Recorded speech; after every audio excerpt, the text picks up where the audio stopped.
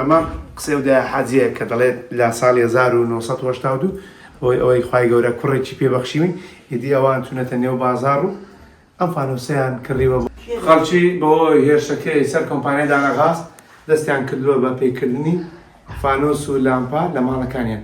من ئێستا لە یەکێک لە گەڕەکانی شاری هەولێرم و لە ماڵێکم بە دیاریکراوی کە پەیوەندیان پێمەوە کرد ئەوان فانۆسیان داگیرساندووە بە یادی جاران.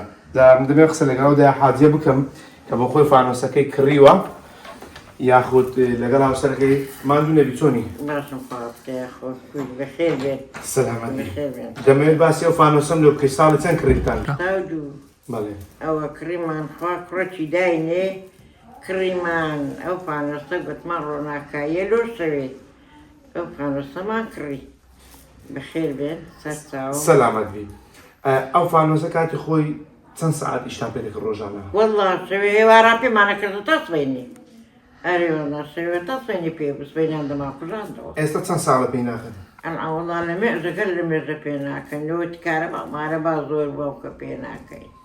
باشە ئەوە کە ساڵی 82 کڕیتان بە چەند کڕی؟ وڵا باقم 12 درام بوو بە 12 دراممان کڕی بە 12 دراممان کڕی بە 12 درهەمی.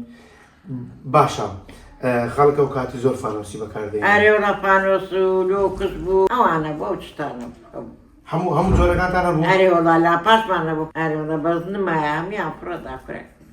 ئەدی چۆن ئەوەتان هەڵگرتێتە ئێستا؟ وەڵایەوەمانە گرتێ سووسەکە شێرمایە بەزە و شەکەی بزرە لەو دەمەی نایەتە دەرێ. ئارێوڵا سووسە قەدیمی خۆی دەستەکی لەسەرە ئەومان مایە. یعنی هەر بە یادی جاران پێت کردیتەوە؟ ئارێوەڵا هەر بە یادی جاران هەرمان گرتێ و عادەتێکی پوختەی و زمانی قەدیمە و هەرمان گرتیە. ئەوە بەکەلی کادە و ڕۆتاریکەوە پێمان کردیە.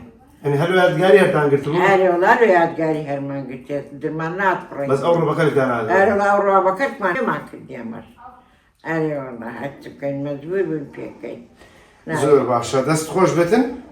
بەخێر بێن. سەلامەت بی زۆر سپاس دایجان. ئەمە قسەودە حەجیە کە دەڵێت لە ساڵی 1982 ئەوەی خوای گەورە کوڕێکی پێبەخشیوین هیدی ئەوان چونەتە نێو بازار و ئەم فانۆسەیان کڕیوە بۆ ئەوەی شەوچەرە و دانیشتنی شەوانیان بەم فانۆسا ڕووناک بکەنەوە بەڵام بۆی هێرشەکەی دوێنێ شەوی سەر کۆمپانیای دانەغاز ئێستا دووبارە سوودی لێ دەبین و لە نێو ماڵەکەیاندا پێیان کرد.